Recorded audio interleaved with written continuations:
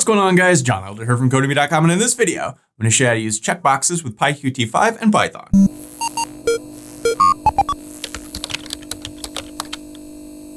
Alright guys, like I said, in this video, we're going to look at checkboxes. But before we get started, if you like this video and want to see more like it, be sure to smash the like button below, subscribe to the channel, give me a thumbs up for the YouTube algorithm, and check out codemy.com where I have dozens of courses with hundreds of videos that teach you to code. Use coupon code YouTube1 to get $30 off membership. That's all my courses, videos, and books. For one-time fee of just $49, which is insanely cheap. Okay, in the last couple of videos, we looked at radio buttons. In this video, I want to look at checkboxes. And you can see with checkboxes, you could select one, you can select more than one, you could select none. So when we click this, we didn't select any, so it shows nothing. We can do red and blue, we can do just blue, and we can do nothing. So that's what we're going to look at in this video. So head over to our terminal. I'm in my C PyQt5 directory. I've got my virtual environment turned on, and let's start the designer. We're going to build this out with the designer. So we want to create a new window, and let me just kind of resize this. We don't need a very big app here. All right, so come over here to the left-hand side, find your checkboxes, and we could just grab a couple here and add them on here. Then we want a push button,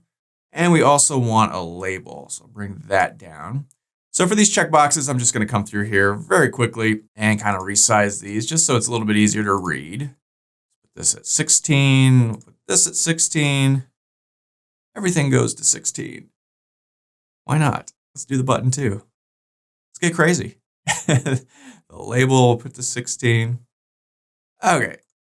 So for the size of these, we can just sort of do it like this. Now, all right, this one is checkbox. I'm going to change this to red_checkbox. And we'll change this one to blue_checkbox, just so they're different, so we can reference them in the Python code later on.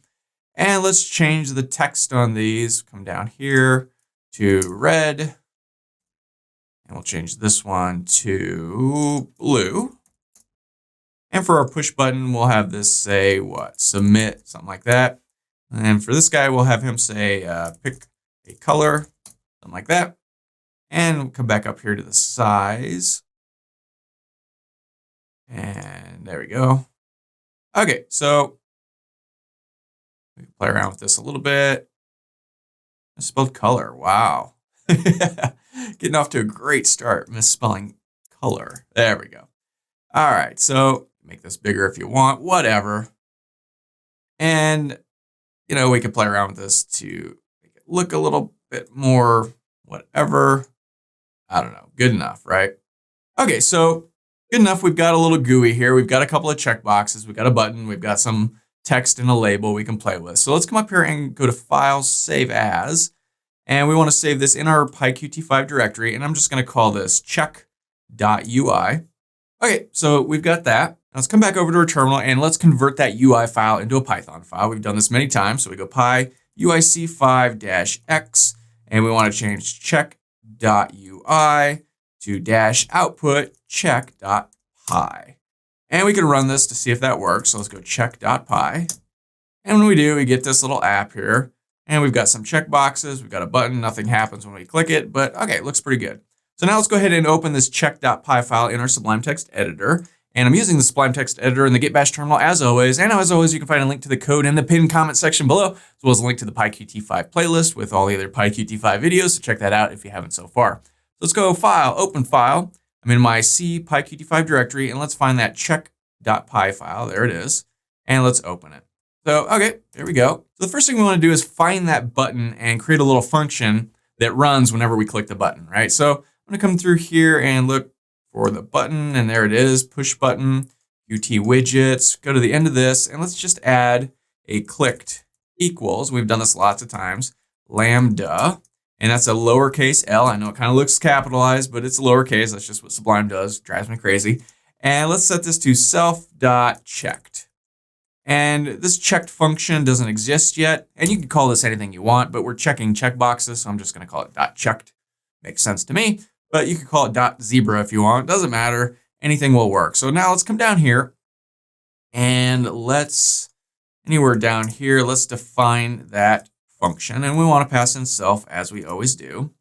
And okay, so our label is just called label. So let's just come down here. And for now, let's set that label .setText to clicked. just to see that if this worked. So, okay, let's go ahead and save this, come back over here, run it again. Now when we click this button, it says clicked. Okay, so that seems to work. But now how do we sort of connect these checkboxes to the button so that when we check them, something happens? Well, first, let me just point out that we can, by default, you see, notice none of them are checked. We can set one of them to checked by default. So I'll show you how to do that first, because that's super easy. Let's come up here and inside of our main function somewhere, let's set red checked by default. All right, and our red is self.red checkbox. That's the name of it. So we can come down here and let's go self.red checkbox dot set checked. And we can set that to true. Now this is a Boolean. It could be true or false. It's false by default. If we want to change it, now let's go ahead and save this and run it. See if that works. And sure enough, our red box is checked by default. So if you want to do something like that, that's how you do that. Super simple. We really kind of don't want to do that, so I'm going to comment this out, but I'll leave it in here so you can check it out in the code in the pinned comment section if you want to reference back and remember how to do that. So now, how do we determine whether or not a thing is checked or not? Well, there's a couple of different ways, and I'm going to show you both of them. First, we can check to see if a checkbox is checked. We can run the .isChecked function. And if this comes back true, it's checked. If it comes back false, it's not, right? So we can run an if statement. So we can go if, and let's go self.red underscore checkbox. And then we could call .isChecked and set that equal to true. So if it is true, let's come down here and let's just paste in red. Maybe not an exclamation point. It's not that exciting. Okay, so let's just run this and see if that worked. So if we click red and click submit, boom, it says red. If we uncheck this, well, we don't have any programming to do what happens when nothing is checked. So we need to build that out. So it's just that easy. Is checked. So instead of printing this out, let's instead create a variable called self.red and set that equal to, say, red. Else, we can set self.red equal to nothing, right? Bear with me here. Now let's grab this whole thing and let's print it out again. Instead of red checkbox, we want to do this for blue checkbox. And here self.blue we'll call this, and we'll change this to blue. And down here else, we'll change this to self.blue of nothing. So now, once all of this stuff has ran, let's output something. So what do we want to output? Let's do a little F string here. And let's put self.red and self.blue. Okay, so let's go ahead and save this. And this is kind of ridiculous, but at least it'll show you how we can do this. So if we click this, having done nothing, we get nothing down here. If we do red, we get red. If we do red and blue, we get red, blue. We can uncheck red and just have blue, and we can do none. So pretty simple, and really that's kind of all there is to it. Now I mentioned there's a couple of different ways to do it. That's one, just run an if statement to see if it is checked. We can also get the state of the current checkbox, right? And we can run our if statements based on that. So instead of doing that all over again, I'm just going to print out the state. So let's say we want self.red underscore checkbox. Then we could say the .check state.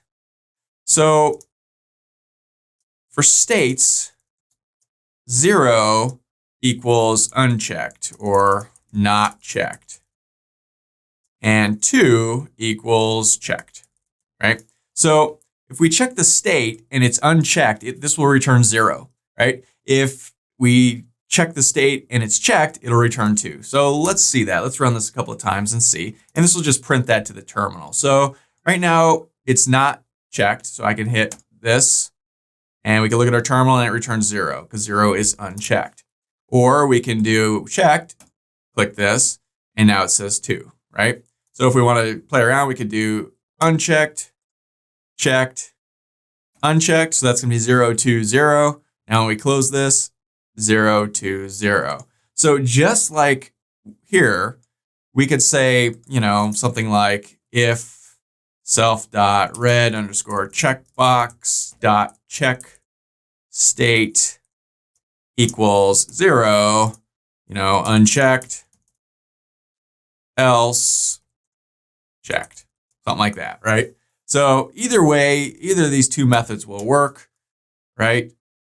Checking the state or just checking if it's checked or not.